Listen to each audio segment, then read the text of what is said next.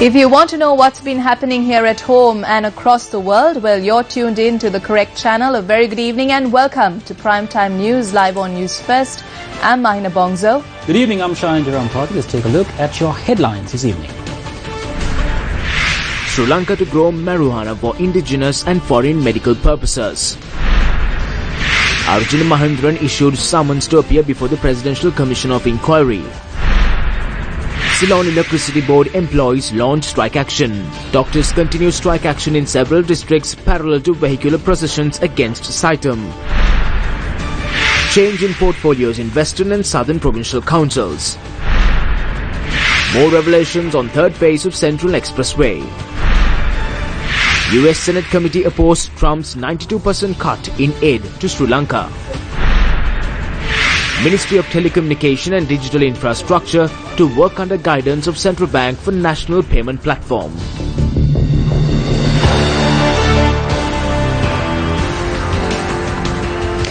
Sri Lanka will officially be entering the marijuana market in the near future, with the government planning on creating high-security farms for this purpose. Views were expressed in this regard during the Cabinet media briefing today. Marijuana and opium were ingredients used in our indigenous medicine. There was an issue because we were unable to make many medicines due to the lack of opium. We didn't have opium for 4 years. We had to bring it down from India. Indigenous doctors explained the situation to me and I met with the Indian government, got the embassies involved, and with great difficulty we took steps to import opium. The second thing that the doctors are asking for is marijuana. Our police conduct raids and take marijuana into custody. However, by the time the court cases are over, which takes about 4 years, all the medical properties of the marijuana is gone. Therefore, we thought of handing this responsibility of growing marijuana to the Sri Lanka Army. We can use it for indigenous medicine, and there is a great demand for marijuana in the world for medicine as well. Marijuana is used for tranquilizers and a number of drugs, including drugs given for treating depression. There is a great demand for countries like the US, which produces these medicines. It is difficult for them to grow it in their countries. We took all this into consideration when reaching this decision. However, this will be done under tight security. It will help out foreign income as well as our indigenous medicine. පාරම්පරික වෛද්‍යවරුන්ට මේ ඖෂධ ටික හදාගන්නයි මෙන්න මේ කාරණා දෙක උඩ.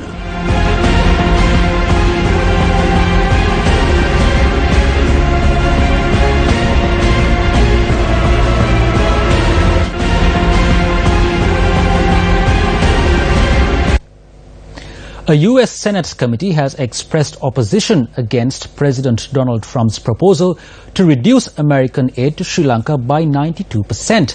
For the fiscal year 2018, the Trump administration has requested $3.4 million in foreign assistance for Sri Lanka.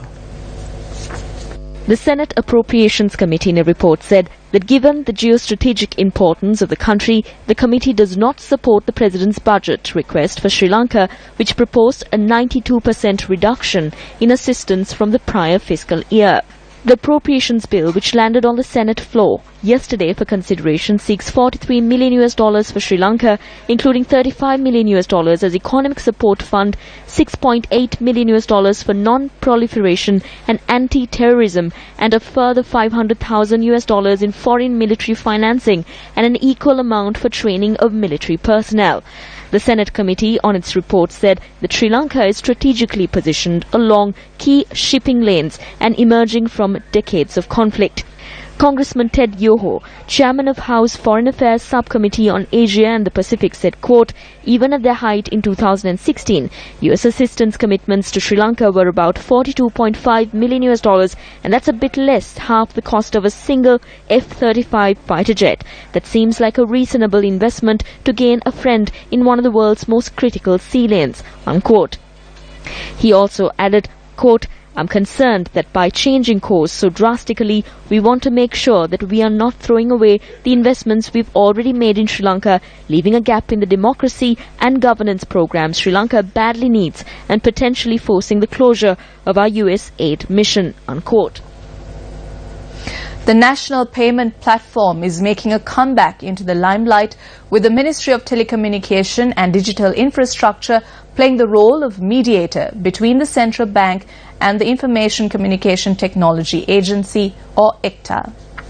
Secretary to the Ministry of Telecommunication and Digital Infrastructure, Vasanta Deshapriya, speaking in Newsfirst, said that the central bank has sent several letters calling on the ministry to implement a new national payment platform. Deshapriya said that they are currently in discussions with the ICTA in order to ensure that plans for the national payment platform are in line with the requirements of the central bank. He also noted that the ministry is working towards aligning the NPP with the existing Payment and Settlement Systems Act of the central bank.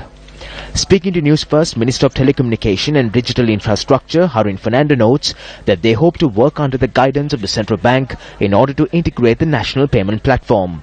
Attempts made by the ICTA to create a national payment platform devoid of the central bank's oversight were brought to an end last month. The Presidential Commission of Inquiry appointed to inquire into the central bank bond issuance, issuing an order today, said it cannot compel Arjun Aloysius to give evidence before the Commission, although it considers that Aloysius is, in their view, required to give evidence. Zulfiq Farzan reports on Bondgate. The Commission took into consideration the submissions made by Aloysius' attorney, President's Counsel Gamini Marapana, and Acting Solicitor General Dapula G. Libera, appearing on behalf of the Aegis Department. The order stated that the Commission is not inclined to compel Aloysius to give evidence if he is unwilling or refuses to do so. The Presidential Commission said Arjun Aloysius should give evidence to facilitate the Commission to fully discharge and fulfill its mandate.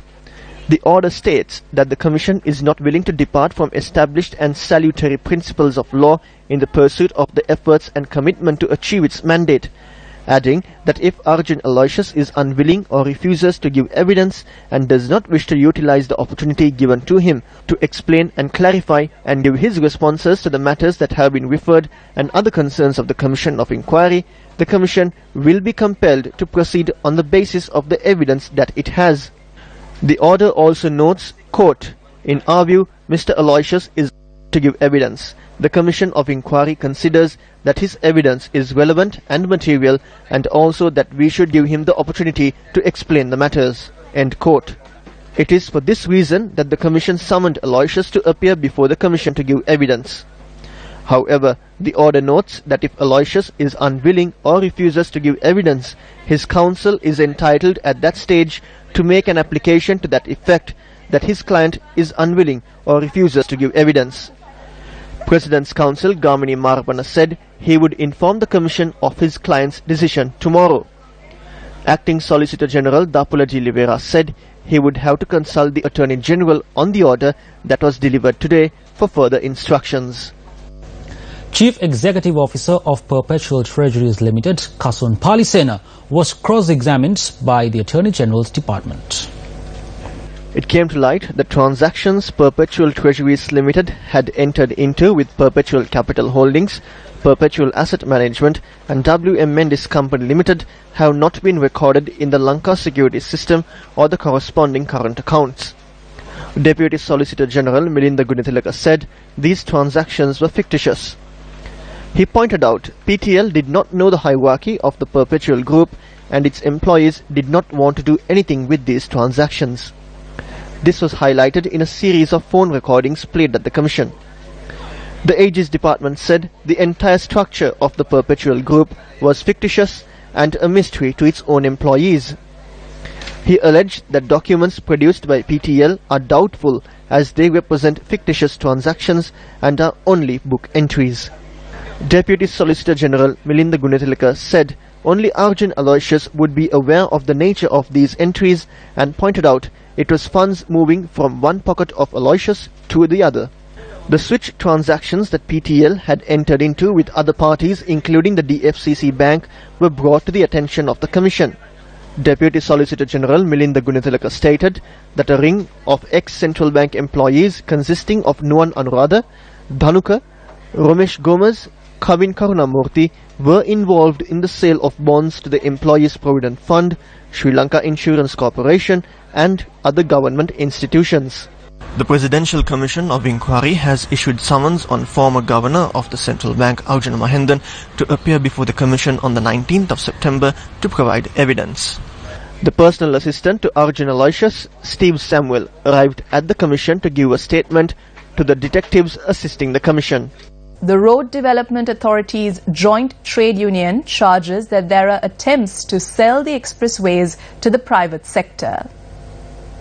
The Ministry of National Policies and Economic Affairs has submitted a cabinet paper titled Take Over, Operate and Transfer. They are trying to bring in foreign direct investment for the highways using the TOT method. Work on the second phase of the Central Expressway has begun without securing the proper funding for the project. We have obtained a loan and started work based on an advance that has been paid. When we ask, they say the Treasury will provide the money. But according to what we know, they have recently taken out a loan to pay for the compensation for lands. We have our doubts whether the Treasury will provide the money or not. It is difficult to start something like this without a proper financial commitment. Some of the cabinet papers don't originate from the subject ministry. Proposals originate from other places. We get to know certain things when it goes to the CCEM.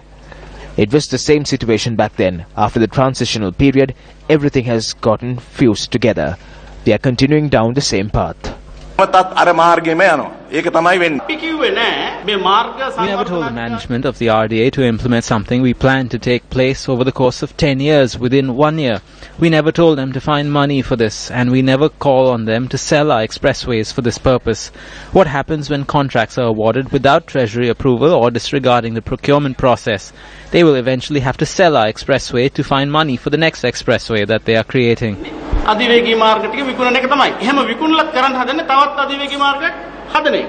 Katunayake express වේ එකේ දැනට යන වාහන ප්‍රමාණය දවසකට 25000. ඒ වගේම 25,000 vehicles are used to the Katunayaka Expressway on a daily basis. 23,000 vehicles are used in the Southern Expressway on a daily basis. 26,000 vehicles are used in the outer circular road. If we connect all these routes, there will be more vehicles using the road and it will increase profits. Why do we need to give away such a profit-making venture? This is a national asset. We spoke out against similar activities of the previous government. If they hope to hand over the management of expressways to another company and nurture that company as a trade union, we need to express our protest against this. Over the past few days, we have been revealing numerous details regarding the third phase of the Central Expressway. We revealed that the construction project has been awarded to a Japanese company known as Taisei, and that they are prepared to implement the project together with Fujita Corp, which was rejected in the tender process. Tonight, we reveal more on Taisei. The Cabinet decided to award the tender to Fujita on the 6th of December 2016. The Cabinet-appointed negotiating committee then said Fujita has failed to fulfill two key criteria. So the next step was to begin discussions with Taisei, which is the company that handed in the other bid. Thereby, Lakshman Kirayalla submitted a cabinet paper to award the contract to Taisei at a cost of 134 million. Wakachiku, Penta Ocean and Taisei initially expressed interest in the construction project. Wakachiku's area of expertise was building bridges, while Penta Ocean was well known for naval engineering and land reclamation. Due to the lack of experience on road constructions, their bids were disqualified and Taisei was selected. However, Taisei failed to provide a bid security and was therefore deemed unfit for the project. Following a request made to the Japanese ambassador's office, a fourth bid was made, this time from Fujita Corporation. However, since Fujita was also deemed unfit for the project, the construction reverted to Taisei Corporation. There are concerns whether attempts were made to award the contract to Taisei all along. On the 13th of last month, the Sunday Times reported that Taisei Corp was charged with bid rigging by the Japan Fair Trade Commission earlier this year. According to the Japanese legislation, this is a criminal offence, and this was acknowledged in the annual report of the company where they apologized for the situation. Allegations were also levelled against Taisei for a sinkhole that appeared in the Fukuoka city, according to reports that sinkhole appeared when Taisei had been excavating the land underneath for a tunnel. 77 billion rupees was allocated for the Ministry of Education through last year's budget. A sum of 163 billion rupees was allocated to the Ministry of Health last year. We have received reports that the government will be devoting significantly more funds to the expressway project instead of investing in education or health. The government had the opportunity to finance the first, second and third phases of the Central Expressway project through Japan, China and the Asian Development Bank at concessionary rates. However, we have received reports that Sri Lanka lost this opportunity due to the lack of an environmental impact assessment report or a proper plan of compensation which will be paid to the people affected through the project. As a result, the government was forced to obtain loans from local banks in order to finance the second phase of the expressway. They are currently in discussions with the Mitsubishi Bank in order to secure funding for the third phase of the project under heavy conditions. While thousands of children suffer due to the lack of proper schools, while the agriculture sector collapses due to being unable to farm their crops, while thousands are inconvenienced due to the lack of access to medicines, how pertinent is it to spend billions on an expressway? Wasn't the previous government also rejected because of spending government funds on projects such as this? We report, you decide. Views were expressed on the fate of Sri Lankan Airlines during the Satana political program aired last night.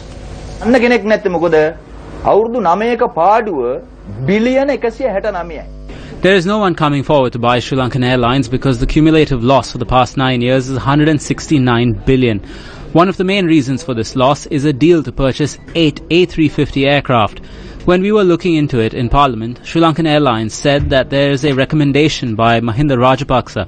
I want the Theros who are waiting to engage in a Pinapatha to collect funds for the silk cloth scam to hear this as well. Sri Lankan says that Mahinda Rajapaksa said they can make a decision on the purchasing of aircraft and that it is their responsibility. This is the cabinet observation submitted by Mahinda Rajapaksa as the Minister of Finance. However, there is no signature.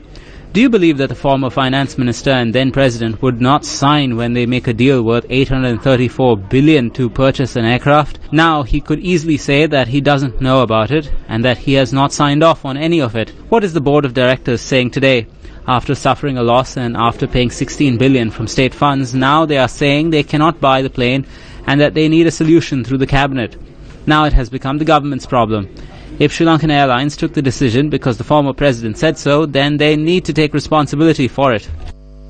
දැන් අපි අහනවා දැන් ශ්‍රී Lankan ගුවන් සමාගම මේ තීන්දුව ගත්තා නම් හිටපු ජනාධිපතිතුමා කිව්ව හින්දා අද ඒක වකින් බාරගන්නේ. Several trade unions of the Ceylon Electricity Board launched a strike action today and threatened that the strike action would continue if solutions to their issues are not provided within 48 hours. Amidst the trade union action, the Ceylon Electricity Board announced today that all leave of its employees have been cancelled until the 20th of this month. CEB trade unions launched their strike action at noon today. The Ceylon Electricity Board trade unions have highlighted two main requests. First, to resolve salary anomalies, and the second, not to increase electricity tariffs to cover losses. The trade union action was launched opposite the CEB head office in Colombo with the performance of a ritual.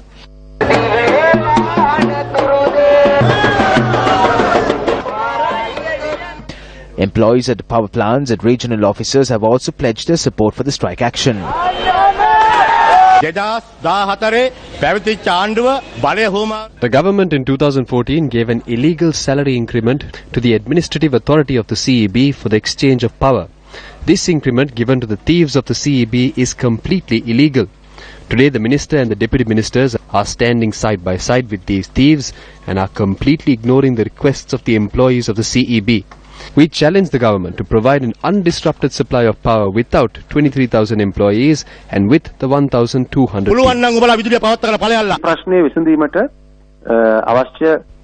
The Ministry Secretary has submitted a series of creative proposals to every trade union to resolve this issue. It hasn't even been 2 weeks since these proposals were submitted. We have requested for their opinion and the trade unions have responded. After we consider these opinions, we will be able to come to a solution. It is our view that given such a backdrop, resorting to trade union action is an added pressure on the general public. We kindly request that they refrain from the trade union action. There were challenges concerning the distribution of hydroelectricity, which compelled us to increase production from thermal plants to ensure a continuous power supply. Since January to the 30th of June, we have had to incur an additional cost of 34 billion rupees. To avoid imposing this burden upon the general public and increasing electricity tariffs, we are trying to go into a process of recovering this amount from the Treasury.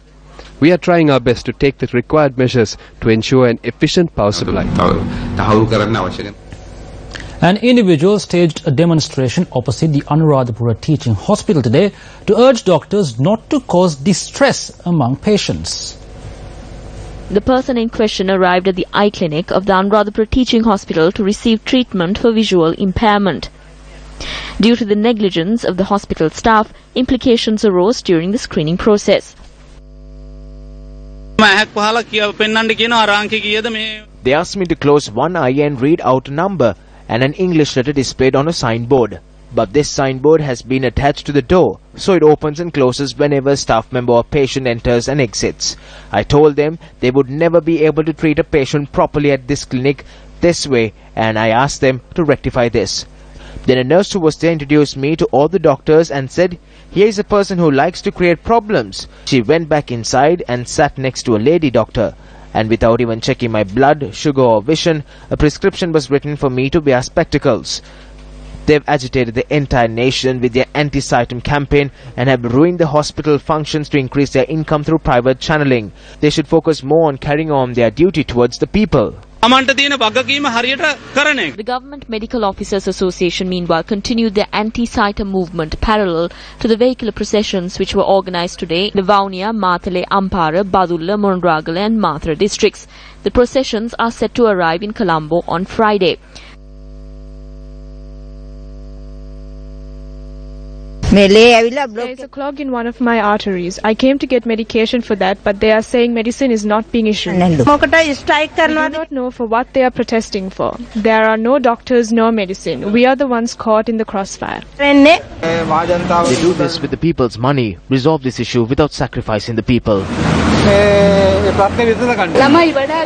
We are running around with our children and suffering. The children also suffer. We came here early morning, but there is no medicine. තව විසඳුමක් නැහැ නේද? දැන් ඊයේත් වෛද්‍ය වර්ජනයක් තිබුණා. දැන් ඒගොල්ලෝ පාගමන් යනවා. දැන් තව දින කිහිපයක් ඒගොල්ලෝ සූදානම් කරලා තියෙනවා. මොකක්ද රජයේ සූදානම මේ ඉදිරි කටයුතු? The government appointed a committee headed by Dr. Harsha De Silva which submitted its report the day before yesterday. So the Medical Council had said it would convene at 1 p.m. yesterday and give its response on what it approves and what it doesn't. We have to see what the situation on that is today. So while the Medical Council is coordinating with us this way, the GMO is staging strikes like this. We do not know to whose interest they are doing this. They were initially protesting for the rights of the Medical Council, but the acting chairperson of the Medical Council is working quite closely by examining these matters with this committee. Despite this, the GMOA is taking separate decisions without consulting the Medical Council. So I do not understand the validity in these decisions. As we speak, the future of Saitum is being examined at the Supreme Court. So a verdict on that will be issued soon.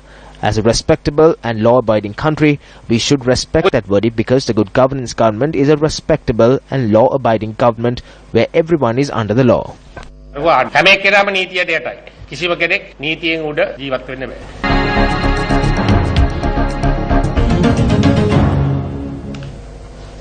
The new building of the Automobile Engineering Training Institute in Orugodavatta was declared open today under the auspices of President Maithripala Sirisena. The new building, which is under the National Apprentice and Industrial Training Authority, has been constructed with funds from the Japan International Cooperation Agency at a cost of 1.540 billion rupees. Former Deputy Minister Arundhika Fernando was also present alongside the President at the occasion. ඇමතුමාර Arundika Fernando මන්ත්‍රීවරයා අමාත්‍යවරයා ඉවත් කිරීම ගැන හරියට ආණ්ඩුවේ මතය කියුන්නේ නැහැ නේද ඉස්සරට? ආණ්ඩුවේද? It was a very significant decision of the government. The issue was that it was delayed for so long. ප්‍රශ්නයක් තියෙ කියලා I do not think there would be an issue concerning Arundhika Fernando because he had met with His Excellency the President this morning as well. He has even said he would never leave the Sri Lanka Freedom Party. So things fall back to normal when things like that happen. ඒවා කරපුවාම ආයි හොඳට ඉන්නවා. හැබැයි මේ මාධ්‍යවලට නම් කිය වෙන කතාවක් කියලා. මාධ්‍යවලට නම් කිය වෙන කතාවක් මම හිතනවා. Well, you know what they say to the media sometimes. That is how it is. Although they say those things to the media, they say something else to the President. අපි හැමෝගෙම වගකීමක් තියෙනවා party, it is all our responsibility to work in line with the party's policy, program and its journey. So I think the people of this country will decide what happened here. There is no obstruction there. There are certain things which should be spoken within the party and outside the party. So I am certain that the people know very well what will happen in the future. Also making headlines this evening, several positions in the Southern and Western Provincial Councils were changed today. Southern Province Chief Minister Shan Vijay took oath as the new Minister of Sports and Youth Affairs after Veerasamana Veerasinghe was removed from the position this morning. I believe that I was removed from my ministerial portfolio because I worked against the government. I am not stepping out disappointed, but happily as a person who worked. I will carry out political work in freedom now. The obstructions I had as a provincial minister are now no more. Sri Lanka Janarajeta. If anyone is implementing a political ideology against Sri Lanka and intended to cause harm to the province or the development of the province, I will have to fulfill my duty of replacing that person with someone more suitable. In the Western Provincial Council, Hector Betmage and Chandra Jayakudi were appointed to the post of Leader of the House and Chief Organizer respectively. Chief Minister Isro Devapriya said the new appointments were made after Sunil Jaimini, who held the position of Leader of the House, and Gunasiri Jainath, who served as the Chief Organizer in the Council, were removed from their posts. Sunil Jaimini and Gunasiri Jainath voted against the proposed 20th Amendment to the Constitution when the vote was taken up at the Western Provincial Council on Monday. The three-judge bench examining the gang rape and murder of schoolgirl Sivulogananda Vidya in Jaffna announced today that a verdict on the case would be delivered on the 27th of this month. The date was announced after both factions filed their respective evidence before the Jaffna High Court. Deputy Solicitor General Kumar Ratnam, who is representing the aggrieved party, filed his evidence yesterday. Presenting facts before court today, the three attorneys representing the suspects informed court the suspects currently in remand custody are not involved in the incident. The attorneys added the evidence provided against the suspects cannot be accepted. The attorneys said the evidence provided by Udayasuriya and Suresh Karan, a state witness to the case, are false. The attorney pointed out that the evidence provided by the state witness claiming Swiss Kumar was looking at Vidya during the incident is baseless as he was wearing sunglasses at the time. The attorney justified his argument by wearing sunglasses in open court today. However, High Court Judge M. Ilachelian wore the sunglasses worn by the attorney and showed that the evidence provided by the witness could be confirmed. Citing the central bank bombing as an example, the judge said that the mastermind behind the plan, who was LTTE leader Prabhakaran, was not present at the scene of the crime when the incident occurred. Thereby the justice noted that mastermind of the plan does not need to be at the scene of the crime act. International Legal Counsel representing former Maldivian President Mohamed Nasheed has expressed concern regarding a statement made by the Maldivian ambassador designate to Colombo to detain their client in Sri Lanka and forcibly return him to the Maldives. Issuing a media release, lawyers representing Mohamed Nasheed note that ambassador-designate Mohammed Hussein Sharif made a threat during a news show aired on Sun TV on the 11th of September. According to the release, Sharif said that if Maldivian authorities request him to detain and return Mohamed Nasheed to the Maldives, the embassy would enforce it. Commenting on the ambassador-designate's remarks, legal counsel Amal Clooney said, quote, any attempt by a Maldivian diplomat to detain President Nasheed in Sri Lanka would constitute a violation of international law as well as Sri Lankan criminal law. President Nasheed should not be returned to the Maldives to serve a sentence that resulted from a sham trial, and it is incumbent on the Sri Lankan authorities to ensure that his rights are respected while he is in their country. End quote. President Nasheed was convicted of terrorism in March of 2015 and sentenced to 13 years in prison. The United Nations Working Group on Arbitrary Detention ruled in October 2015 that President Nasheed's conviction and detention violated international law and called for his immediate release. That is a wrap of Primetime News. Thank you very much for watching. I am Shahin Jurangpati. And I'm Mahina Bongzo. Good night.